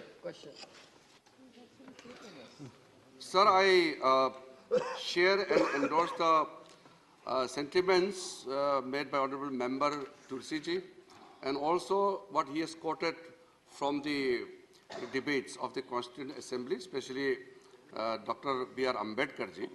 However, we all know how the provisions of the Constitution got changed, especially in the second judge's case, which is known as the Advocates on Records Association versus Union of India case. And that where the word consultation was transferred and changed as concurrence. And further, the President reference was made to seek clarification on the exact meaning of the consultation. And it was elaborated and further expanded in 1998 by introducing the collegium system. So what was transpired in the Constituent Assembly and what was being introduced and which we still practice, there is a big shift. But however, since we are not discussing about the judicial appointment and the matters related to, it will be difficult to respond to the quotes which Honorable Member has made, especially about Justice Krishna Question Iyer number and 79, Shri Mujibullah Khan. 79. Honorable Chairman, Minister. sir, the answer is laid on the table of House. Supplementary one. Thank you sir. मैं राज्यसभा आने के बाद sir पहला star question मेरे भाग्य में पड़ा है। सप्लीमेंट्री। और मेरा सौभाग्य है कि माननीय प्रधानमंत्री जी आज सदन पर मौजूद है, उनके उपस्थिति में मेरे को पूछने का मौका मिला है। मैं माननीय मंत्री महोदय से जानना चाहता हूं कि जो पावर रिएक्टर्स मध्य प्रदेश, राजस्थान, हमारे कर्नाटक और हरियाणा, ये 4 राज्यों में चल रहे हैं। माननीय मंत्री जी उसमें आंसर दिए हैं कि 2031 को ये रिएक्टर्स कंप्लीट होगा। तो मैं माननीय मंत्री से ये जानना चाहता हूं कि ये सब प्रोग्राम कब शुरू हुआ था, ये रिएक्टर्स का काम कौन से साल में शुरू हुआ था और कब खत्म होने के लिए टाइम उसका फिक्स किया गया। ऑनरेबल मिनिस्टर, इस बीच में अगर टाइम ज्यादा चले गया है तो कितना हमारा और पैसा एक्स्ट्रा लगा, नुकसान कितना हो रहा है। सभापति महोदय, आदरणीय सदस्य का अभिनंदन है और जो उन्होंने प्रश्न किया उसका उत्तर तो उनको उपलब्ध करवा दिया गया, लेकिन इसमें कोई अनावश्यक विलंब नहीं हुआ है। वास्तविकता यह है कि सन 2017 में मंत्रिमंडल की ओर से स्वीकृति दी गई थी और कुल मिलाकर के 1,05,000 करोड़ की लागत से ये सारे प्रोजेक्ट्स बनने हैं, जिसमें 2 रिएक्टर कर्नाटक, 2 हरियाणा, 2 मध्य प्रदेश, 2 राजस्थान। अब 2031 का जो लास्ट डेडलाइन है वो फेज्ड मैनर में है। उसका अर्थ ये नहीं है कि सारे के सारा फंक्शनल उसी साल में होगा, धीरे धीरे फेजेज में ये काम चलेगा, लेकिन ये निरंतर इसकी प्रगति हो रही है। क्योंकि इस सरकार का सन 2014 के बाद प्रधानमंत्री मोदी जी के नेतृत्व में हमने अनेकों ऐसे कारण जो पहले विलंब पैदा करते थे उनकी भी चिंता की है और इसीलिए आपको जानकर के खुशी होगी और आदरणीय सदस्य को भी कि 2013-14 में जब ये सरकार आई थी तो हमारे यहाँ कुल मिलाकर के जनरेशन जो एटॉमिक एनर्जी की होती थी वो थी 35,333 मिलियन यूनिट, जो आज बढ़कर के 47,112 हो गई। अर्थात 60-65 वर्ष में हम केवल 35,000 तक पहुंचे थे और 8 वर्ष में हम 12,000 की उसमें इजाफा हुआ। इसी प्रकार, और ये इसलिए संभव हुआ कि अनेकों ऐसे निर्णय लिए गए प्रधानमंत्री जी के द्वारा जो आउट ऑफ बॉक्स भी थे, पाथ ब्रेकिंग थे। उदाहरण के तौर पर 3,000 करोड़ रुपए का बजट रखा गया exclusive for atomic energy for 10 years. इसके अतिरिक्त ये तय किया गया कि हमारी जनरेशन कैपेसिटी सन 2025-24 तक 3 गुना बढ़ करके हो जाएगी।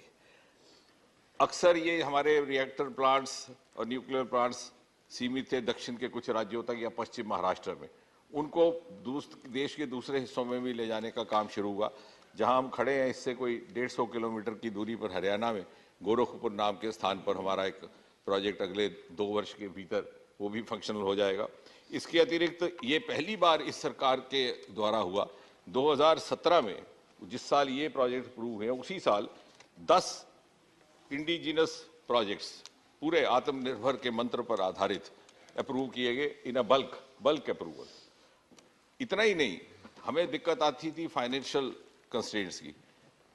पहली बार जिस प्रकार से अंतरिक्ष को प्रधानमंत्री मोदी जी ने प्राइवेट पार्टिसिपेशन के लिए खोल दिया और एक बड़ा क्रांतिकारी एक निर्णय हुआ, उसी प्रकार परमाणु ऊर्जा के क्षेत्र में भी जॉइंट वेंचर्स के लिए सन 2017 में खोल दिया गया। और मुझे खुशी है इस सदन के साथ ये बात साझा करते हुए कि वर्तमान में हम इस प्रकार की 2 जॉइंट वेंचर्स में काफ़ी अच्छी तरह से प्रगति कर रहे हैं। एक हमारी एनटीपीसी के साथ है जो नेशनल थर्मल कॉरपोरेशन है, और दूसरा इंडियन ऑयल के साथ। तो कहने का तात्पर्य ये कि बहुत तीव्र गति से, यदि आप मुझे कहें तो मैं कुछ और भी लेकिन शायद समय की मर्यादा रहेगी। Honourable member, second supplementary. मान्यवर मंत्री महोदय, हमारे जॉइंट वेंचर में जो पीपीपी मोड में किया गया है, हमारे पार्टनर्स कौन कौन हैं और ये पार्टनर्स आने के बाद हम लोग कितने सफलता हासिल किए? Honourable minister. पार्टनर्स एक बार दोहराएंगे? ये पीपीपी में पार्टनर कौन कौन है जॉइंट वेंचर में? शायद समझने में, मेरे समझाने में, it is not PPP model. अभी हमने joint ventures for the time being खोला है with the public sector units. शायद वो आगे जाकर के उस पर विचार हो। फिलहाल चूंकि अभी तक तो ये पूरा गोपनीयता में काम करता था, तो 2017 में एक निर्णय लेकर के प्रधानमंत्री जी के नेतृत्व में joint ventures with public sector units, और ये एनटीपीसी और इंडियन ऑयल कॉरपोरेशन दोनों ही पब्लिक सेक्टर है। पहले चरण में हमने इस तरह का एक प्रयोग और इसके अनुभव से फिर आगे बढ़ने का प्रयास रहेगा। Shri Jairam Ramesh.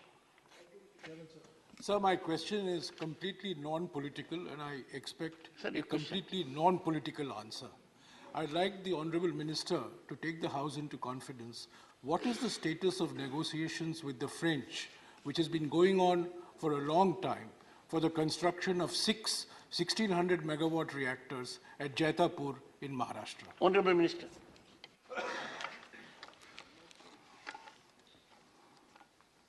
No, I think the question, as desired by the honourable member, he has desired a non-political response. But the question itself is laced in politics, because so much of the conflict of the views on the two sides happened because of certain geopolitical reasons. But we are very earnestly trying to sort it out, and we are moving forward. Question number 80, Shri Kanak Medala Ravindra Kumar. Absent. Minister. Honorable Minister.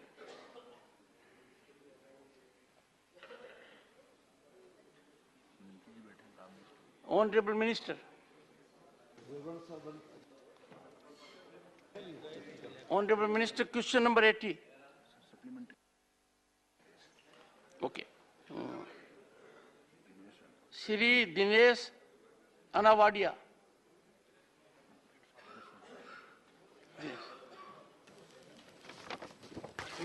धन्यवाद माननीय सभापति महोदय जी। मैं गुजरात से आता हूँ और आपके माध्यम से माननीय मंत्री जी से ये जानना चाहता हूँ कि 1 फरवरी 2023 की स्थिति में गुजरात के उच्च न्यायालयों में विलंबित मामलों का ब्यौरा दीजिए। Honourable minister.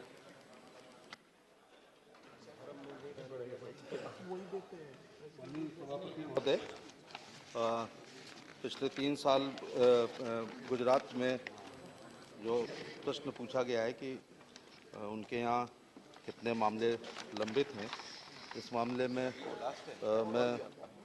गुजरात के बारे में बताना चाहूँगा कि जो अधीनस्थ न्यायालयों में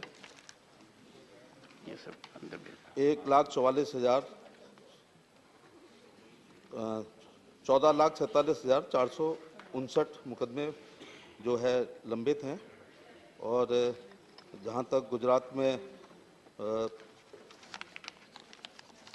हाई कोर्ट, आपका जिले के मामले में या हाई कोर्ट के मामले? जी जी। Doctor Amee Yagnik. Thank you, sir. Sir, I would like to ask the Honorable Law Minister that there are about 63 lakh cases in India which are pending due to non-availability of legal counsel to them. Does the government intend to expand the panel of lawyers appointed by the National Legal Services Authority to provide free legal aid to a wider range of these eligible litigants who do not have representation by a lawyer? Honorable Minister. सभापति महोदय, विधिक सलाह के लिए NALSA, salsa, DALSA और ताल्लुक स्तर पर हम जो वंचित हैं, शोषित हैं, पीड़ित हैं, महिलाएं हैं, दिव्यांग लोग हैं, एससी के लोग हैं, एसटी के लोग हैं, माइनॉरिटी के लोग हैं, जो आर्थिक रूप से विपन्न हैं, उनके लिए हम लोग विधिक सलाह दे रहे हैं। प्रो बोनो स्कीम है और न्याय बंधु की स्कीम है और टेली लॉ की scheme. I think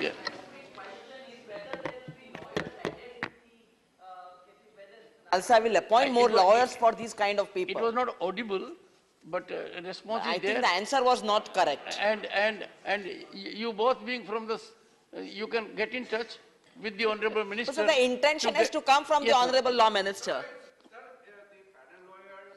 And the paralegal volunteers are being expanded, and we have already stated that from last year, we are even giving free legal aids for providing pro bono services.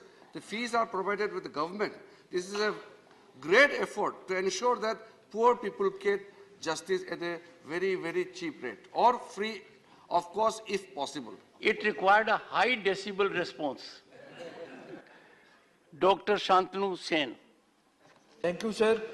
Sir, as a law-abiding citizen, I am really worried, as because there is a prevailing public perception because of certain events and certain statements that our government is trying to have a direct control over the judiciary. My question before my learned minister is, what step is being taken by our government to clear this confusion amongst the common people at large? Honorable Minister. महोदय, जैसे आपने ही अपने विचार व्यक्त करते हुए कहा था कि डेमोक्रेसी के 3 पिलर हैं, कार्यपालिका, विधायिका और न्यायपालिका। तीनों के अपने अधिकार हैं, तीनों के कर्तव्य हैं, और कोई भी लक्ष्मण रेखा का उल्लंघन नहीं करता है। तो इसलिए सबके अपने सीमाओं में हम लोग काम करते हैं और कुल मिलाकर हमारा उद्देश्य है कि अंतिम व्यक्ति को न्याय मिल सके। Question number 81, Shri Javed Ali Khan. Honourable minister. वह पटल पे रखा गया। Supplementary 1, honourable member. माननीय सभापति जी, आप भी देखिए मेरे प्रश्न का भाग का। आप प्रश्न पूछिए। पूछूंगा तो जब जब जवाब देंगे। भाग का एक भी जवाब, एक शब्द भी उसके जवाब में नहीं लिखा गया है। एक, अब मेरा सवाल तो सुन लीजिए सर। ऑनरेबल, बहरहाल वो बाद में मुझे बता देंगे या दोबारा पटल पे रख देंगे। नहीं, ऑनरेबल मिनिस्टर, तब पटल पर रखा था, अब बताएंगे। Honourable minister. सभापति महोदय, हमारे जो माननीय सदस्य हैं उनका स्पेसिफिक प्रश्न था कि all India consumer price index जो सरकार तय करती है उसमें जो वेटेज के मानक हैं वो क्या है। ऑल इंडिया और मैं उनको ये बताना चाहूँगा, मैं ये बताना चाहूँगा कि इसके जो मानक हैं 1941 से प्रक्रिया शुरू हुई है। श्रम मंत्रालय के द्वारा 2016 के इंडेक्स को बनाया गया है। हमने 2016 के इंडेक्स के 16 का जो इंडेक्स बनाया उसमें मानकों में वृद्धि करी है। उसमें जो यूनियन और स्टेट जो संख्या थी उसको 25 से बढ़ा करके 28 किया है। कवरेज जो 78 था जो सेंटर्स का उसको बढ़ाकर 88 किया है। इसके अतिरिक्त उसके कवरेज के जो मार्केट्स जो क्षेत्र थे उनको हमने इंक्रीज किया है और उसके साथ ही साथ सैंपल साइज को भी बढ़ाया है। ये जो मानक इकट्ठे किए जाते हैं ये मानक औद्योगिक जगत के जो 7 क्षेत्र हैं उन विभिन्न क्षेत्रों से किए जाते हैं और अब उसमें पहले 392 उसमें कमोडिटीज थी, उनको बढ़ाकर अब 465 किया गया है और उसके द्वारा ही इस वेज का निर्धारण होता है। Honourable member second supplementary. Sir, अगर आप मेरे प्रश्न से और उत्तर से संतुष्ट हैं तो फिर मजबूरी में मुझे भी संतुष्ट होना पड़ेगा क्योंकि आपका आदेश तो please ask your supplementary. Sir माथे है। मैं माननीय मंत्री जी से ये जानना चाहता हूं कि वित्त मंत्रालय के अनुसार मई 2022 में जो थोक मूल्य सूचांक WPI महंगाई का था वो पिछले 30 वर्षों में सबसे अधिक था। लेकिन जो हमारा लेबर ब्यूरो है शिमला, उसके अनुसार महंगाई भत्ता 3 से 4% तक ही बढ़ रहा है। क्या मंत्री जी ये बताने का कष्ट करेंगे कि आइटम्स का वेटेज परसेंटेज तय करने में कुछ उसे घटाया बढ़ाया जाता है हर बार ताकि महंगाई भत्ता जो है वो कम देना पड़े? मंत्री जी, मुझे लगता है कि सरकार बहुत पारदर्शिता के साथ कार्य करती है और हमने उस पारदर्शिता को बढ़ाने के लिए मानकों के स्थान, सैंपल का साइज और सारी संख्याओं को बढ़ाया जो मैंने अपने पूर्व उत्तर में दिया गया है और ये मानक 1941 से लगातार किए जा रहे हैं और इसलिए उस पारदर्शी प्रक्रिया को हम पूरी तरीके से सबके सामने रखते हैं और माननीय सदस्य को भी अगर कोई और आशंका है तो कभी भी व्यक्तिगत आकर मुझसे पूछ सकते हैं। Shri M Shanmugam. Thank you very much, sir. Regarding the All India Consumer Price Index, it was started in 1936. Subsequently, 1960, it was revised by a committee. Then 1980 also it was revised by a committee by Dr. Seal and Roth. Long 40 years, no committee has been formed to revise this index. I request the Honorable Minister to revise this index. This is the right time. Honorable Minister. Form a committee and revise. माननीय सभापति महोदय, ये सुझाव है और labour bureau के द्वारा इस पर विचार किया जा रहा है। Question number 82, Shri K.R. Suresh Reddy. Absent. Honorable Minister.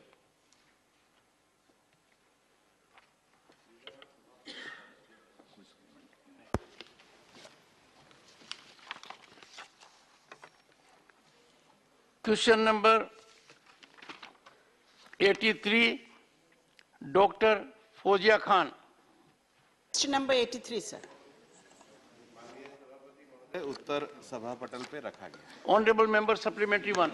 Sir, I want to ask the minister through you, that these animals from the forest, they come into non-forest areas, and the farmers, to protect their crops, they put up these fences illegally electrified. And because of that, so many tigers and leopards and even humans are being killed. So, because the farmers have to protect their fields, sir, my suggestion to the government would be, can they come up with a scheme where DC current fences are given to farmers, the way you give solar panels and all that. So with this, the farmer's farm will also be protected, and animals and humans will also be not Honorable killed. Minister. माननीय सभापति महोदय, माननीय सदस्य ने सही कहा है कि दिन प्रतिदिन हमारे जो ह्यूमन एनिमल जो कॉन्फ्लिक्ट हो रहे हैं, उसके कारण इस प्रकार की घटनाएं घट रही हैं, उनकी संख्या भी मैंने दी है. जहां तक आपने सुझाव दिया है, निश्चित रूप से हमारे विभाग के द्वारा 6 फरवरी 2021 को एक व्यापक गाइडलाइन सभी स्टेट को दी गई है. हमने सभी राज्यों से कहा है कि जिला स्तर पर चूंकि विभिन्न प्रकार के डिपार्टमेंट इसके अंतर्गत इन्वॉल्व होते हैं, उनकी कोऑर्डिनेशन कमेटी बनाई जाए. पर्टिकुलर जो हॉट स्पॉट्स हैं, जहां पर सबसे ज़्यादा इंसिडेंट होते हैं, उनको आइडेंटिफाई किया जाए. और उसके साथ हमने वन विभाग के साथ ये भी स्थानीय प्रशासन को कहा है कि हम जॉइंट पेट्रोलिंग भी आपके साथ डिस्ट्रिक्ट एडमिनिस्ट्रेशन के साथ कर रहे हैं, ताकि जो घटनाएं घटती हैं. लेकिन हम जानते हैं कि इसमें जो सबसे ज़्यादा जरूरत है, पॉइंटेड रिस्पॉन्स. हाँ, हम जो सबसे ज़्यादा जानते हैं कि पब्लिक पार्टिसिपेशन की बहुत ज़रूरत है. और कुछ जगहों पर विशेष रूप से जो एलिफेंट्स वगैरह हैं, वहाँ अर्ली वार्निंग सिस्टम जो है, उसकी भी व्यवस्था हमने की है. 6 फरवरी 2021 की गाइडलाइन में कंप्लीट विस्तार से सब विषयों को. Honorable Member, second supplementary. Sir, my question was about having a scheme for DC current fences. My second supplementary, sir, is that in all states, particularly in Maharashtra, this pyramid which is there of the forest department, where administrative positions have to be at the top and executive positions down below, it is being reversed. Executive positions, the people who go to farms to actually, to the forest to actually safeguard it, is becoming less and less, and administrative positions are being expanded unnecessarily by giving additional charges. Honorable Minister. So, sir, I just want to ask the Minister whether if people don't go to the headquarters, they don't stay at headquarters, what will the government do about it? Because this is the reason why all this is happening. अगर कोई ऐसी विशेष कुछ अधिकारियों के संबंध में, आपके संबंध में अगर जानकारी है, तो निश्चित रूप से आप दीजिए, ताकि हम कार्रवाई करेंगे. जहां तक स्कीम की बात है, मैंने अपने पूर्व उत्तर में भी कहा था कि 6 फरवरी 2021 को एक पूरी व्यापक स्कीम हमने एडवाइजरी जारी करी है. उसकी कॉपी मैं आपको उपलब्ध करा दूंगा. अभी तुरंत ही 1 महीने पहले हमने वापस से एडवाइजरी मैन ह्यूमन कॉन्फ्लिक्ट के लिए करी है, जिसमें कंपनसेशन से लेकर सभी विषयों को रखा गया है, जो नेट पे भी उपलब्ध है और मैं स्वयं आपको उपलब्ध करा. Thank you. Question number 84, Shri Narayan Das Gupta, not present. Honourable minister. Laid on the table of the House. Question number 85, Shri Sanjay Raut, not present. Honorable Minister. सभा के पटल पर रख दिया गया. Shri Krishna Naya Raiga. Mr. Chairman, और लोक अदालत फ्री लीगल एड के बारे में एक क्वेश्चन है. Free legal aid, some in High Court and Supreme Court, in some area in Lok Adalat are there. But in Supreme Court, so many public litigation interested cases are there. Some of the Your question. Ask your question. Intellectuals, poor persons who filed public litigation interest. In such cases, there is no legal aid. We we ask the government to, is there any proposal to legal aid to the public litigation? Honorable Minister. सभापति महोदय, जहाँ तक शोषित, पीड़ित, वंचित, गरीब, SC, ST minority के लोग जो आर्थिक स्थिति जिनकी ठीक नहीं है, उनके लिए सरकार की तमाम योजनाएं हैं, जिसके लीगल एड। इस मामले में हम लोग टेली लॉ स्कीम है महोदय, उसी के साथ न्याय बंधु की स्कीम है, उसी के साथ प्रो बोनो स्कीम है। इनके द्वारा जो लोग और विधिक साक्षरता और विधिक जागरूकता कार्यक्रम भी चल रहे हैं, इस मामले में लोग कानूनी सहायता ले सकते हैं। और नालसा कंट्री लेवल पर, सालसा राज्य लेवल पर, डालसा जिले लेवल पर और ताल्लुक स्तर पर भी इस प्रकार की कानूनी मोक्ष सहायता सरकार दे रही है। Question number 86, Shri Mastan Rao Bida. Present, Honorable Minister.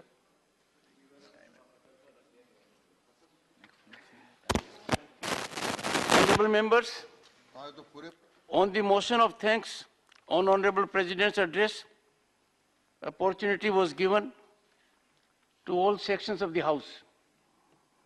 However, in the category of nominated members, as Sri Ghulam Ali availed the maiden speech time, I will accommodate one more member. At their request, 10 minutes will be given to a member in this category at 2 p.m. and thereafter there will be reply by the Honorable Prime Minister. Nominated.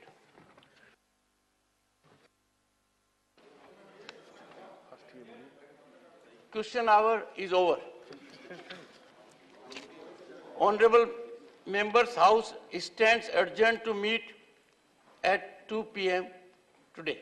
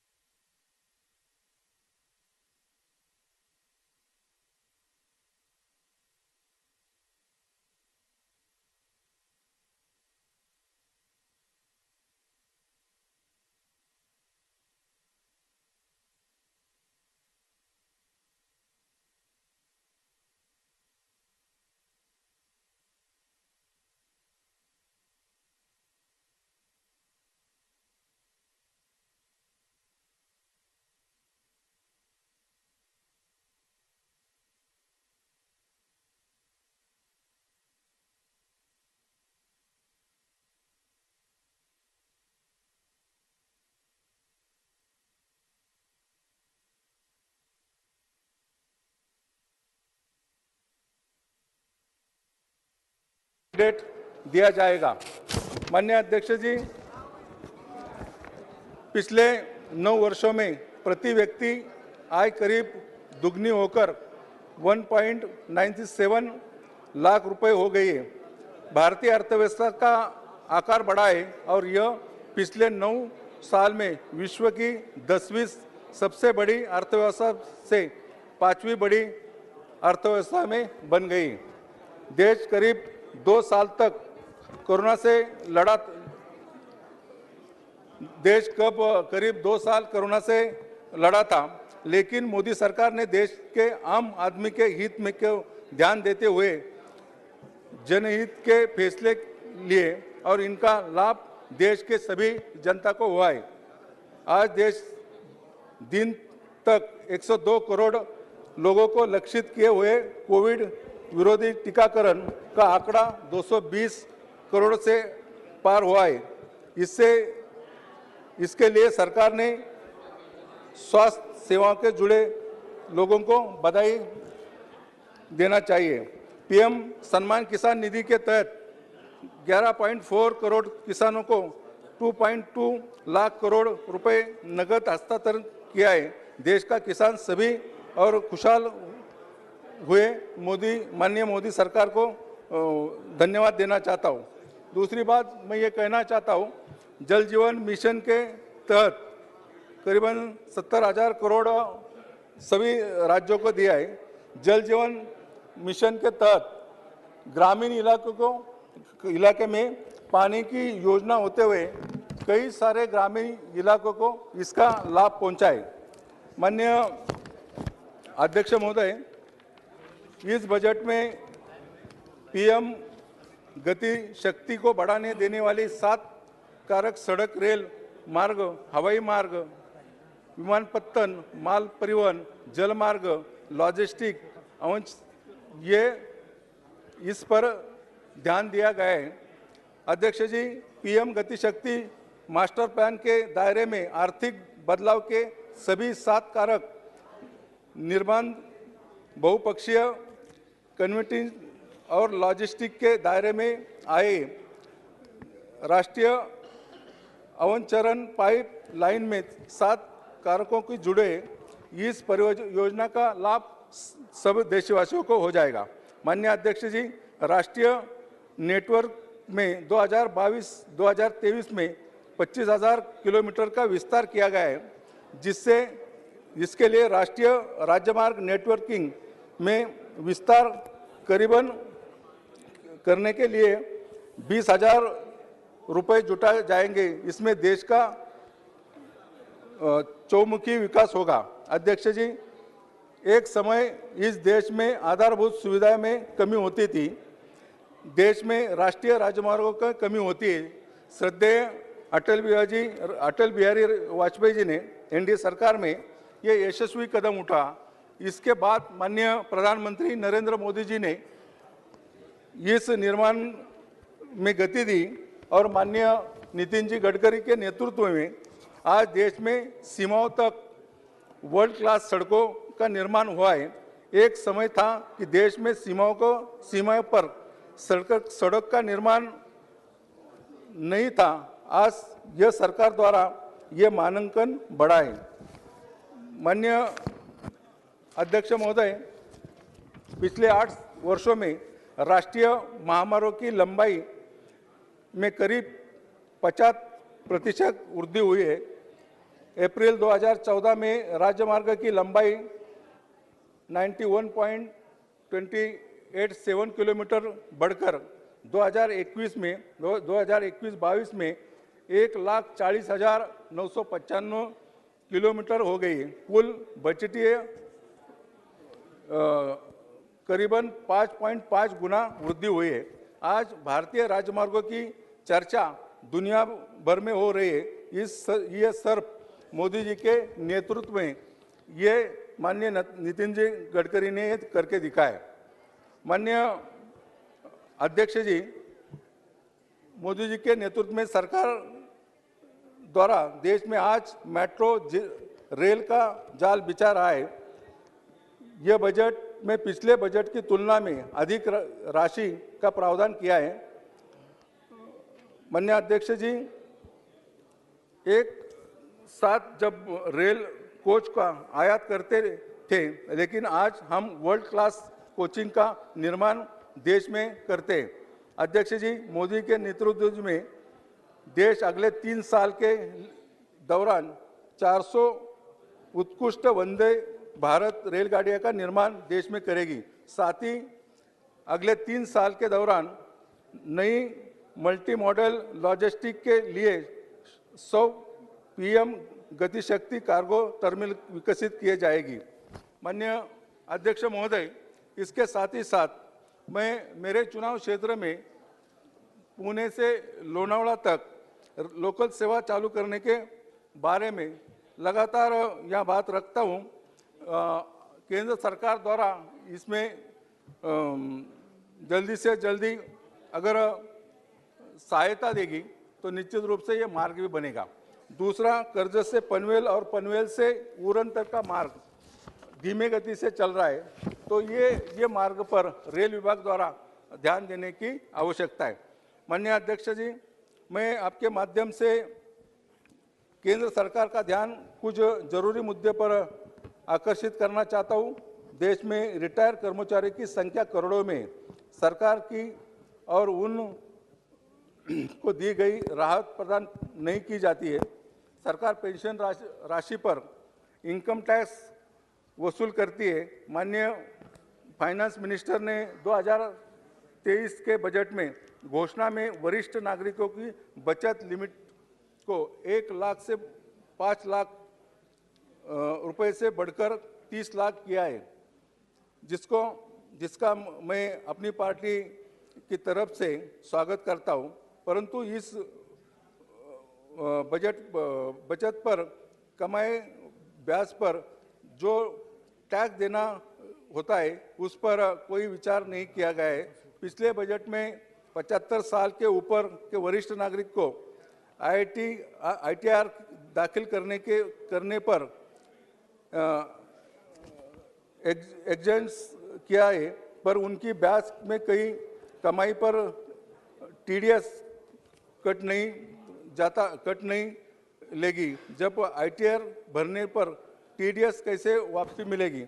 माननीय अध्यक्ष महोदय, 70 साल के आयु के बाद वरिष्ठ नागरिक मेडिकल बीमा के लिए पात्र नहीं है। इसमें सरकार ने ध्यान देने की आवश्यकता